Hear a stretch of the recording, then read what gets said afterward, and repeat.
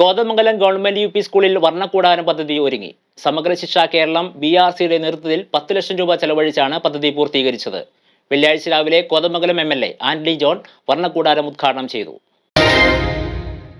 ശാസ്ത്രീയവും ഗുണമേന്മയുമുള്ള pre primary വിദ്യാഭ്യാസം കുട്ടികൾക്ക് ഉറപ്പാക്കുക എന്ന ലക്ഷ്യത്തോടെ വിദ്യാഭ്യാസ വകുപ്പും സമഗ്ര ശിക്ഷാ കേരളവും കൈകോർത്ത് നടപ്പിലാക്കുന്ന പദ്ധതിയാണ് വർണ്ണക്കൂടാരം. Kothamangalam government UP. സ്കൂളിൽ 10 ലക്ഷം രൂപ വിനിയോഗിച്ചാണ് ഈ പദ്ധതി പൂർത്തീകരിച്ചിട്ടുള്ളത്. കുട്ടികളുടെ മാനസികവും ശാരീരികവുമായ ഉന്നമനത്തിന് ഊന്നൽ നൽകി ശിശു സൗഹൃദവും ഭിന്നശേഷി സൗഹൃദവുമായ പ്രവർത്തന ഇടമാണ് വർണ്ണക്കൂടാരം. വെള്ളിയാഴ്ച MLA ആന്റണി ജോൺ വർണ്ണക്കൂടാരം ഉദ്ഘാടനം ചെയ്തു.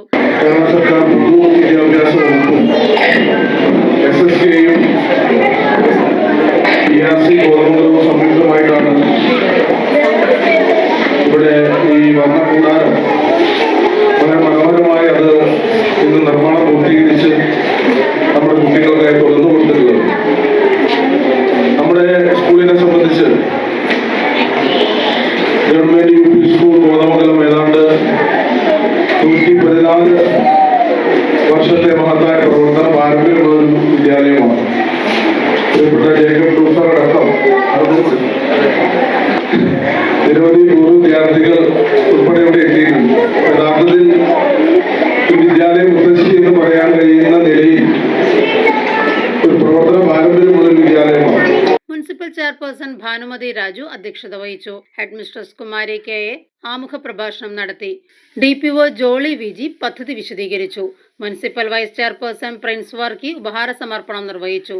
സ്ഥിരം സമിതി അധ്യക്ഷന്മാരായ doctor Ashly Joseph, Sindhu Jijo, Abida teacher, Anoop George, councillor Mini Mathew, DPO Devi VR, BPC Biniyath PH, CRC Honeymol MM, ഗുണഭോക്തൃ സമിതി കൺവീനർ ജേക്കബ് ഇട്ടൂപ്പ്, അധ്യാപകരായ Priya AT, Jincy Joseph, SMC chairman Susamma Baiju തുടങ്ങിയവർ പങ്കെടുത്തു.